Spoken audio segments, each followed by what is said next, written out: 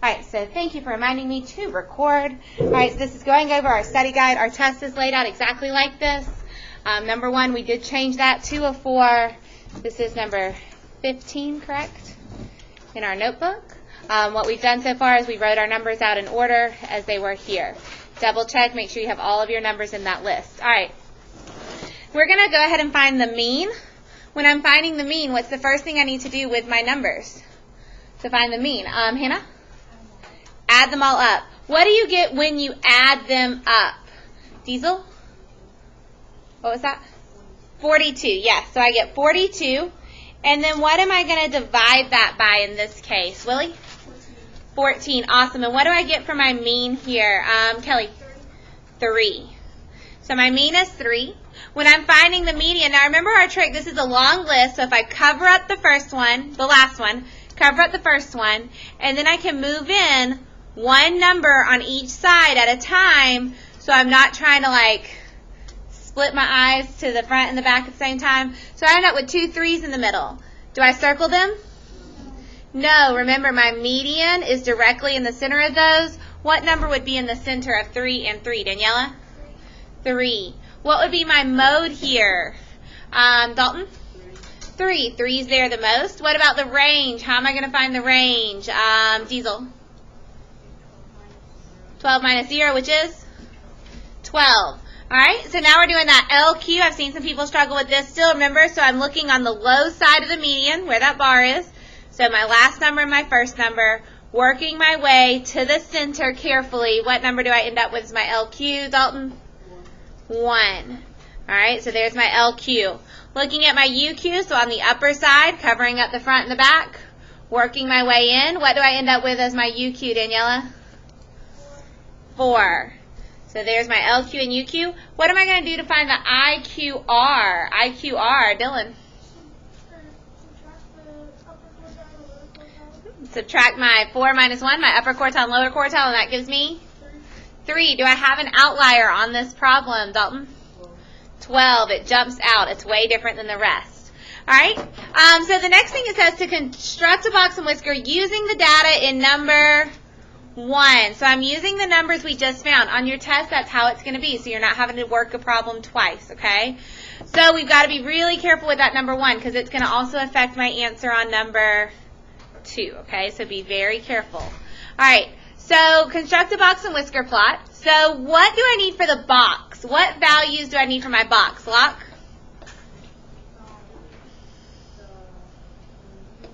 The median and the LQ and the UQ. So those are the 3 numbers I'm going to use for my box in the box and whisker. Y'all okay with that? Okay. So for my box, my median was 3. So I'm going to draw a line to do the edge of a box. My LQ was 1. So I'm going to draw a line to be the edge of the box. And my UQ was 4. So I'm going to draw the line to be the edge of a box. Now to make the box, all I've got to do is connect the tops and connect the bottom. Are there any questions about how I drew my box? Now that is a really nice looking box. My first period box did not look that good. I'm just going to be honest. Okay. All right, so I need whiskers. So for the whiskers, what am I using for the whiskers? Zach, give me one whisker.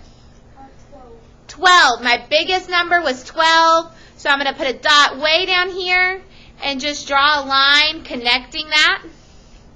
All right, so there's one whisker. What about my other whisker? Luke? 0. So that's my smallest number as well, connecting it with a line. Okay? Awesome job. Now you notice my box and whisker. I have 2 whiskers and 2 pieces of a box. So that's 4 pieces. What percent is each piece? Willie? 25%, which we're going to need to know on the back. Remember, 25%, 25%, 25%, 25%. They don't look equal, but it's just because there's more space in each section. Are they the same amount of data? Yes, each one has 25%. Okay, let's talk about our stem and leaf. What do I need to do first to make a stem and leaf plot? Dylan, can you do that for me real quick? Call them out for me. 42. Okay. Slowly so I can write them. Okay.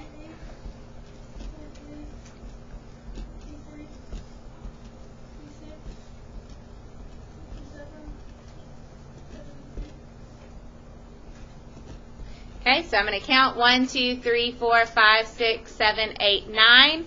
1, 2, 3, 4, 5, 6, 7, 8, 9. So I should have the right amount. Perfect. All right, so for my stem and leaf, I'm just going to label it the stem and then the leaf part. So stem and leaf, since I don't have a title or what it's about. All right, what number do I need my stem to start with? What number does my stem need to start with, Hannah? 4, because my smallest is in the 40s. What do I need to go to on the stem, Dalton? 7. Now, guys, here's the thing. If I lived out a piece of my stem, it's like having a broken stick. If a stick's missing a piece in the middle, is it there? It's broken, right? So I want to go from 4, 5, 6, and 7. I want to list all of them in order. If I leave out a piece, it's like having a broken stem. Do we want a broken stem and leaf graph? No, so we want to leave that 6 there. Are y'all okay with that? Because sometimes there are stems. If you think about it, sometimes if you think about a plant or a tree, sometimes there's going to be some stems that might not have any leaves on it. Maybe it's a new stem that hasn't grown any. Maybe it's an old stem that's lost them. Okay? All right. Maybe. All right. So we have our stem and our leaf. So for my leaves, what leaves do I need to go with the 4? With the 4. Jacob. 2. 3. 5, 8, and 8. Okay.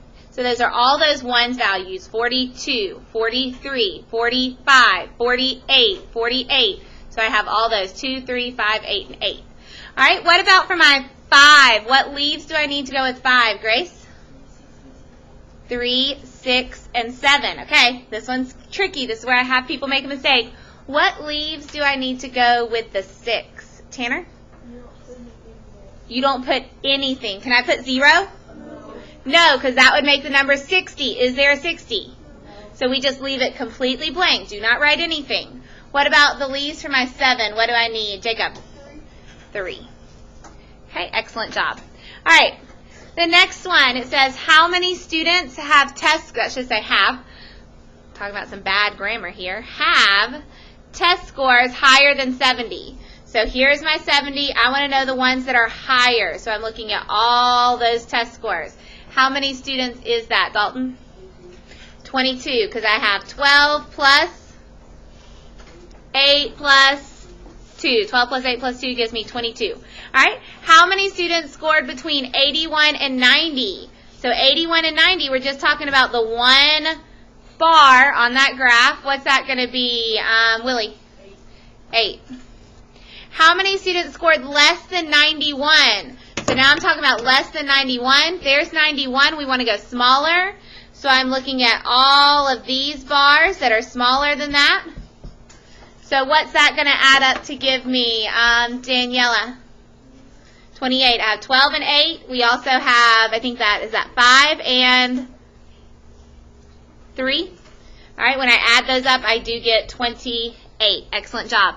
Guys, when you get a bar graph, if you want to go ahead and write those numbers on them, a histogram, if you want to write those numbers, it might make the math a little bit quicker. All right. Number 5. What is the mode of the pulse rate? So that's the one the most. Jacob. 83. And, please write the word and 80. So we know they're two separate numbers. All right. What is the range of the pulse rate? Diesel? 85 minus 79, which equals 6. Perfect. All right, what is the highest pulse rate of the students? The highest pulse rate of the students. Zach? 85. All right, because those X's are the 16 boys, and the pulse rates are the numbers on the line. Okay, so 85 is the highest. All right, flipping that over.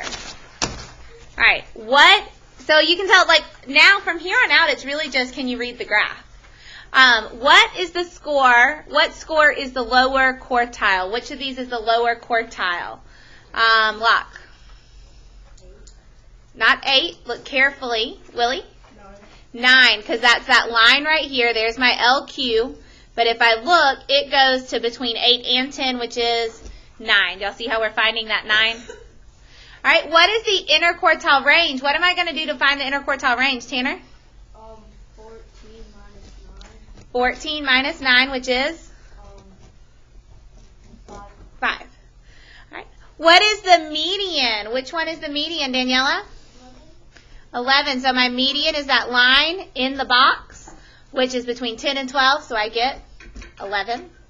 What percent of the scores is between 14 and 18? So 14 and 18 is right here. So I'm looking for just this whisker. What percent is that whisker? 25%. Thank you, Taylor. Okay. And then what percent is between 6 and 14? So I'm looking for this other side, 6 to 14. So now I'm looking for this piece. What percent is that going to be, McKenna? 75%. And remember the way she got that. Each piece is 25% of the data. And that's on every single one of those graphs. It's always 25, 25, 25, 25. Yes, McKenna? I think of the box and whisker plot as like $1. Mm-hmm. So I think of like each whisker in the box is a quarter. And so when it asks me like from 10 to 14 and remember, I just imagine that they're quarters and count up. Perfect. And I like how McKenna was comparing this to $1. Remember we said these are quartiles, which sounds a lot like quarters. So you can think of this like the 4 pieces of $1. Exactly. Keeps us remembering the 25 easily. All right. Number 7 says, what is the median for the girls? Do I care about the boys? No, we're just going to look at the girls. All right. So guys, I need to find the median. So I can list the numbers out, or I can look in the chart. What I've seen a lot of people do today is write out the numbers, so I'm going to write my numbers out real quick. Can someone read out the numbers for me to write down, please? Dalton? Okay. Oh, skipped 154, my bad. Okay, keep going. 155.